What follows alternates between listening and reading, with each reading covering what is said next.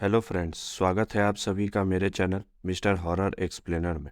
आज की इस वीडियो में मैं जो मूवी एक्सप्लेन करने वाला हूँ उसका नाम है विनी द पू ब्लड एंड हनी। ये मूवी 2023 में रिलीज़ हुई थी। मूवी की शुरुआत में हमें एक एनिमेशन सीन दिखाया जाता है जिसमें कहा जाता है कि एक जगह का नाम 100 एकर्स वुड है। वहाँ एक लड़का आता है जिसका नाम क्रिस्टोफर है। वो उस जंगल में कुछ क्रिएचर्स को देखता है जो देखने में तो इंसानों की तरह है, पर उन लोगों के चेहरे जानवर की तरह है। उन लोगों का नाम आउल, रैबिट, ईयोर, पिगलेट और इस मूवी का मेन कैरेक्टर विनी द पू है। क्रिस्टोफर उन लोगों से मिलता है और कुछ ही दिनों में उन लोगों का फ्रेंड बन जाता है। वो क्रिएचर्स भी क्रिस्टोफर को अपना दोस्त मान लेते हैं। क्रिस्टोफर के साथ उन लोगों की इतनी गहरी दोस्ती हो गई थी कि क्रिस्टोफर उन लोगों से कहता है कि मैं तुम लोगों को छोड़ के कभी नहीं जाऊंगा और पूरी जिंदगी तुम्हारे साथ बिताऊंगा। फिर जैसे जैसे दिन बीतता है क्रिस्टोफर बड़ा हो जाता है और वो अपनी पढ़ाई के लिए इस जगह को छोड़ के बाहर चला जाता है। और जब विनी और उनके दोस्तों को ये पता लगता है कि क्रिस्टोफर उन लोगों को छोड़ के चला गया है तो वो लोग ये सदमा बर्दाश्त नहीं कर पा रहे थे और सोचने लग रहे थे कि हम लोगों को खाना कौन देगा। इसी के चलते वो लोग डिसाइड करते हैं कि आज के बाद वो किसी भी इंसान को अपना दोस्त नहीं बनाएंगे। ऐसे ही दिन बीतता है और ठंडियों का मौसम आ जाता है और उन लोगों के पास खाने के लिए कुछ नहीं बचा था। तभी वो लोग डिसाइड करते हैं कि उन्हीं का फ्रेंड ईयोर को वो लोग मार कर खा जाएंगे। और ऐसे ही करते करते वो अपने बाकी दोस्तों को मार कर खाते चले गए और आखिर में सिर्फ विनी और पिगलेट बचे थे। इसके बाद सीन चेंज होता है जहां हम क्रिस्टोफर को देखते हैं जो अपने वाइफ को लेकर वही 100 एकर्स वुड वाले जगह में आता है जहां वो अपने वाइफ से कहता है कि यहाँ मेरे दोस्त रहते हैं और उन्हीं लोगों से हम मिलने यहाँ आए हैं। उसकी वाइफ जब सुनती है कि उनके दोस्त आधे क्रिएचर्स और आधे इंसान हैं तो वो डरने लग जाती है और कहती है कि यहाँ से चलने के लिए। क्रिस्टोफर उसे समझाता है कि वो लोग मेरे बचपन के दोस्त हैं और उनसे कोई खतरा नहीं है। तभी उसे कुछ आवाज़ सुनाई देने लगती है। वो आगे बढ़ता है। उसकी वाइफ उसे रुकने के लिए कहती है पर वो बिना सुने वो आगे चला जाता है। तभी वो लोग आगे बढ़ते बढ़ते एक केबिन में चले जाते हैं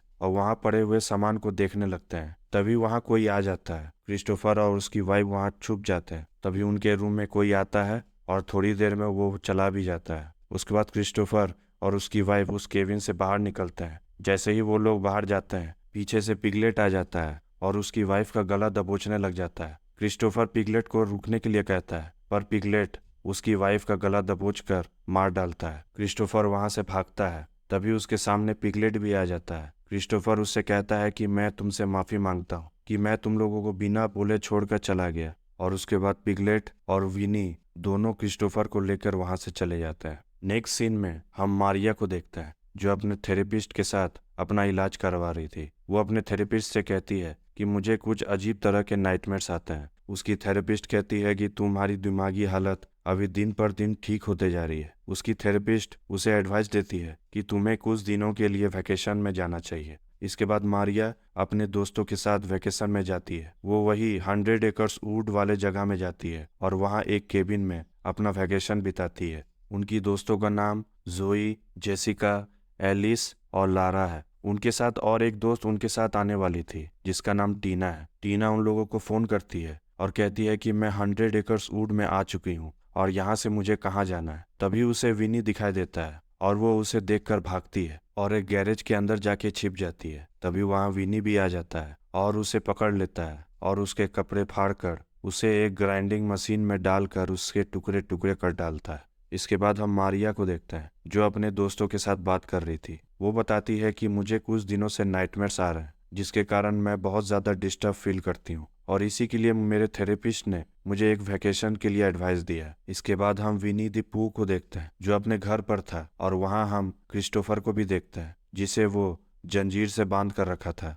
क्रिस्टोफर उससे बार बार अपनी किए की माफ़ी मांगने लगता है पर विनी को उसका कोई असर नहीं हो रहा था और वो इतना ज़्यादा गुस्सा हो रहा था कि वो अपने आसपास रखे हुए सारे सामान को तोड़ने लग जाता है। तभी वहां उसे एक रस्सी दिखाई देती है और वो उस रस्सी से क्रिस्टोफर को मारने लग जाता है जिससे कि क्रिस्टोफर दर्द के मारे चिल्लाने लग जाता है। उसके बाद विनी उसके सामने एक कंकाल रख देता है। उसे देखकर क्रिस्टोफर समझ जाता है कि वो कंकाल किसी और का नहीं उसकी वाइफ का है। वो और जोर से रोने लग जाता है और उसके बाद विनी उसके सिर के ऊपर उसकी वाइफ का ब्लड गिराने लग जाता है। इसके बाद रात के समय हम लारा को देखते हैं जो एक पूल में अपना क्वालिटी टाइम स्पेंड कर रही थी और वहाँ इतना जोर से म्यूजिक बज रहा था कि दूर से विनी उसकी आवाज़ सुन लेता है। और जब लारा अपना सेल्फी ले रही थी तभी उसकी सेल्फी में विनी का भी फोटो आ जाता है। वो देखती है और घबरा जाती है और जब वो चेक करने जाती है तो वहाँ उसे कोई नहीं दिखाई दे रहा था। फिर लारा वापस अपने पूल में आ जाती है। तभी अचानक पीछे से विनी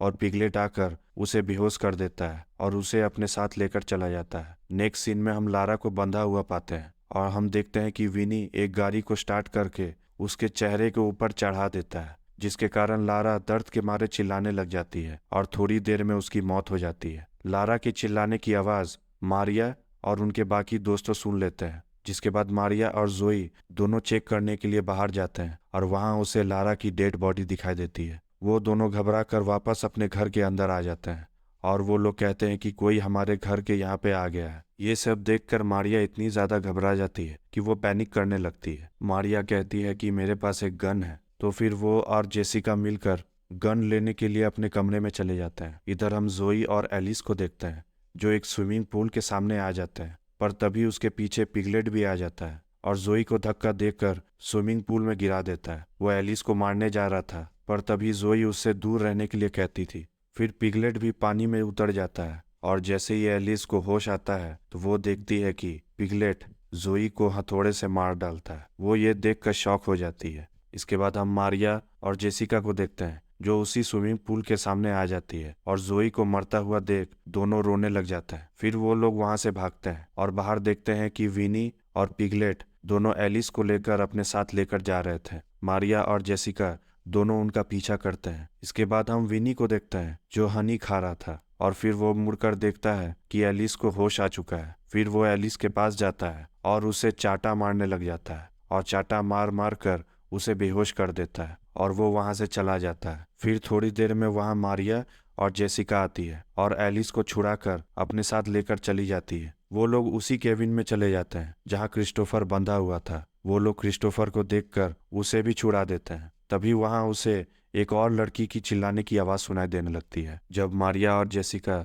उस औरत को बचाने के लिए जाते हैं, वो औरत उसे कहती है कि इन लोगों का नाम विनी और पिगलेट है, जो कि आधे इंसान और आधे जानवर हैं और थोड़ी बहुत इंग्लिश बोलते हैं। फिर वो तीनों उस औरत को छुड़ाकर वहां से बाहर निकलते हैं। फिर वो औरत जब अपने आप को आईने में देखती है तो वो बहुत जोर से चिल्लाने लग जाती है कि इन लोगों ने उनका क्या हाल किया है और वो गुस्से में आकर कहती है कि मैं अब इन लोगों को नहीं छोड़ूंगी और जब तक वो लोग नहीं मर जाते मैं यहाँ से नहीं जाऊंगी। वो औरत जब उन लोगों को मारने जाती है तो वो देखती है कि उसके गन में गोली ही नहीं थी। तभी उसके पीछे विनी आकर खड़ा हो जाता है और उसे पकड़कर वहीं पे मार डालता है। तभी मारिया और जेसिका दोनों ये देखकर चिल्लाने लगते हैं और वहां से भागते हैं, पर एलिस वहीं पर छुप के बैठी रहती है और वहां उसे एक लाठी मिलती है। उस लाठी को लेकर वो पिगलेट को मारने लगती है, जिसके कारण पिगलेट बेहोश हो जाता है। इधर हम मारिया और जेसिका को देखते हैं जिसके पीछे विनी पड़ा हुआ था। इधर हम फिर से एलिस को देखते हैं जो पिगलेट को जंजीर से बांध देती है। जब पिगलेट को होश आता है तो वो देखता है कि वो अपने आप को बंधा हुआ पाता है। एलिस इतनी गुस्से में आ गई थी कि वो उस हथौड़े से पिगलेट का सिर फोड़ देती है और उसे मार डालती है।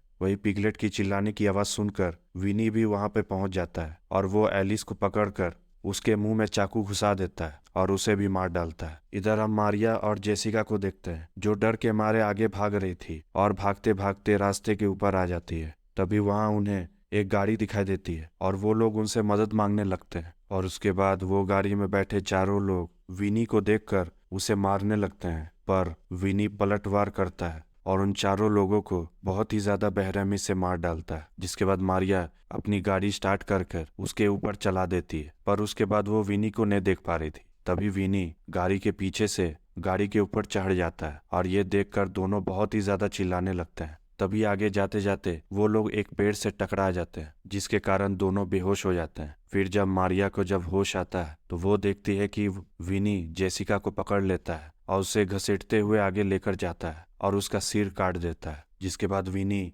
मारिया को भी पकड़ लेता है और उसे भी गाड़ी से बाहर घसीट कर लेके जाता है। फिर जैसे ही वो उसे मारने वाला था तभी वहां क्रिस्टोफर अपनी गाड़ी लेकर आ जाता है और विनी को गाड़ी से कुचल देता है। फिर जैसे ही क्रिस्टोफर मारिया को लेकर आगे जाता है तब फिर से विनी उठकर खड़ा हो जाता है और मारिया को पकड़ लेता है। क्रिस्टोफर विनी को बोलता है कि तुम इस लड़की को छोड़ दो और मैं तुम्हारे साथ रहूंगा जैसा तुम चाहते थे, मगर फिर भी विनी को इतना ज्यादा गुस्सा आ रहा था कि वो मारिया का गला काट देता है। ये देखकर क्रिस्टोफर को बहुत ही ज्यादा बुरा फील होने लगता है और फिर क्रिस्टोफर वहां से उठकर चला जाता है, जिसके बाद विनी फिर से मारिया के ऊपर वार करने लग जाता है। विनी सभी इंसानों को इसलिए मार रहा था सिवाय क्रिस्टोफर को छोड़कर, क्योंकि वो इंसानों के ऊपर भरोसा करना छोड़ दिया था और जब भी वो किसी इंसान को देखता है वो उसे मारने लग जाता है। और इस कहानी से हम यही सीखें कि कोई भी इंसान का भरोसा हमें तोड़ना नहीं चाहिए। और इसी के साथ ये मूवी यहीं पे खत्म होती है। अगर आपको ये वीडियो अच्छा लगा है तो लाइक ज़रूर कीजिएगा और चैनल पर नए हैं तो सब्सक्राइब ज़रूर कीजिएगा।